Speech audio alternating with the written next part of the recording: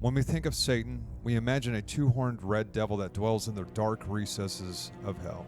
Of course, before he became the horrifying demon of the underworld, he was the glorious and beautiful archangel of heaven. Some speculate that he was the leader of all the angels of heaven, and next to him in authority was God. But others argue this could not be so because in the book of Revelation, Satan was bound and cast into the bottomless pit by an angel of irregular rank as opposed to Michael or Gabriel, the archangels. Before his crucifixion, Jesus Christ gave this interesting look into the life of the devil. And thou, Capernaum, which art exalted to heaven, shalt be thrust down to hell. He that heareth you heareth me, and he that despiseth you despiseth me. And he that despiseth me despiseth him that sent me. And the 70 returned again with joy, saying, Lord, even the devils are subject unto us through thy name. And he said unto them, I beheld Satan as lightning fall from heaven. Behold, I give unto you power to tread on serpents and scorpions, and over all the power of the enemy, and nothing shall by any means hurt you. Notwithstanding in this rejoice not that the spirits are subject unto you, but rather rejoice because your names are written in heaven. Jesus said here in Luke chapter 10 that he beheld Satan as lightning fall from heaven. This gives us a clue into two things. Number one, Jesus was the eternal, pre-existing Son of God before his virgin birth. Because notice he said that he witnessed the fall of Satan from heaven. Indeed, it was Jesus himself who gave Lucifer the boot from heaven in the beginning. And number two, Satan was once a beautiful angel called Lucifer that served God in heaven before his fall. Now the question remains, why did Lucifer fall from heaven? From what we can gather, it appears that Lucifer had some sort of preoccupation with God and his power, and it seems to have caused him to covet God's throne. Lucifer wanted to be God. Isaiah chapter 14 says, Hell from beneath is moved for thee to meet thee at thy coming. It stirreth up the dead for thee, even all the chief ones of the earth. It hath raised up from their thrones all the kings of the nations. And they shall speak and say unto thee, Art thou also become weak as we? Art thou become like unto us? Thy pomp is brought down to the grave, and the noise of thy vows. The worm is spread under thee, and the worms cover thee. How art thou fallen from heaven, O Lucifer, son of the morning? How art thou cut down to the ground, which didst weaken the nations? For thou hast said in thine heart, I will ascend into heaven. I will exalt my throne above the stars of God. I will sit also upon the mount of the congregation, in the sides of the north. I will ascend above the heights of the clouds. I will be like the Most High. That was Isaiah chapter 14. As we can read here from the vision of Isaiah, Lucifer repeatedly exclaimed that he will do this and that he will do that. All of these things that he claimed that he would do never came to pass. And instead he went straight to hell. 2 Peter chapter 2 further explains that God did not spare the angels that sinned in heaven, but cast them down to hell. It says, For if God spared not the angels that sinned, but cast them down to hell, and delivered them into the chains of darkness to be reserved unto judgment. 2 Peter chapter 2. So what was it that made Lucifer forsake the glories of heaven to embrace the fires of hell?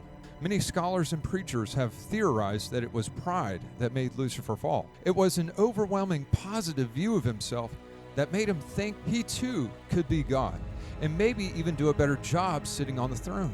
Was it possible that Satan had too much self-esteem? We often think of self-esteem as a good thing, and we think humility is a bad thing.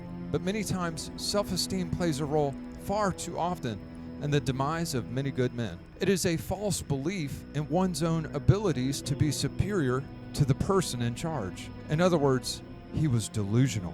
So we can see that there are two major sins working inside of Satan to deceive himself into thinking he could throw God out of heaven. Number one, the first sin he had was pride. He was arrogant and fell as a result of thinking he was better than God. Number two, the second sin was lust. He lusted for power. When God had already made him a very powerful and high-ranking angel, it still was not enough. And what would cause someone like Lucifer to lust? After all, wasn't he perfect in the beginning? It appears that he indeed was perfect in the beginning, but like anyone else, he failed to keep his emotions and thoughts in check. Allow me to let Hannibal Lecter to explain. Simplicity. Read Marcus Aurelius. Of each particular thing, ask, what is it in itself? What is its nature? What does he do, this man you seek? He kills women. No, that is incidental. What is the first and principal thing he does? What needs does he serve by killing? Anger. Social acceptance and sexual frustrations. No, he covets. That is his nature. And how do we begin to covet, Clarice? Do we seek out things to covet? Make an effort to answer now. No. We just... Now, we begin by coveting what we see every day. Don't you feel eyes moving over your body, Clarice? And don't your eyes seek out the things you want? The way temptation begins is through the eyes. We covet what we see. And what Satan saw was power. He saw God's power, God's rule, and God's wisdom and his glory. It was riches, fame, and power. All of the things that Lucifer already had, but again, for him, it was not enough. He still wanted more. He lusted after what God had, and God owned everything. And so we are left to our own thinking and our own reasoning about what actually happened on that day in the Garden of Eden. Certainly, it was Lucifer who tricked Eve and deceived her into thinking that she and her husband could be as gods. But who was it that tricked and deceived Lucifer? And the answer is, he deceived himself. He listened to his own narrative, his own thoughts, and his own ego. He allowed himself to be fooled into thinking that what God had, he could have for himself. And just like the prodigal son's father said to the hateful older son in the book of Luke chapter 15, he said, "Son, thou art ever with me, and all that I have is thine." So too God gave to this son, Lucifer, everything that the universe could offer. It was already his, but for him somehow it was not enough. And so Satan fell because of greed, vanity, and pride.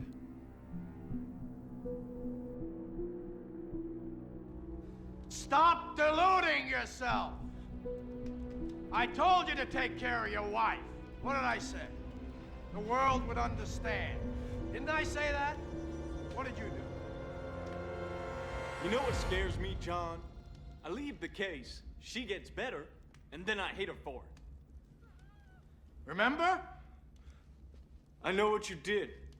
You set me up. Who told you to pull out all the stops on Mr. Geddes? Who made that choice? It's entrapment. You set me up. And more yet, the direction you took. Popes, swamis, snake handlers, all feeding at the same trough. Whose ideas were those? You played me. It was a test, your test. And Colin, knowing he was guilty, seeing those pictures, what did you do? You put that lion there. You brought me in. You put me there. You made her lie. I don't do that, Kevin. That day on the subway, what did I say to you? What were my words to you? Maybe it was your time to lose. You didn't think so. Lose? I don't lose. I win. I win. I'm a lawyer. That's my job. That's what I do. I rest my case.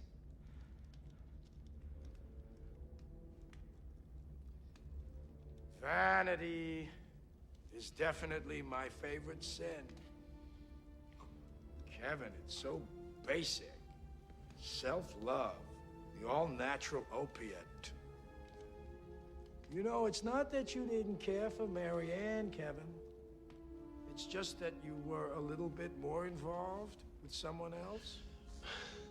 Yourself.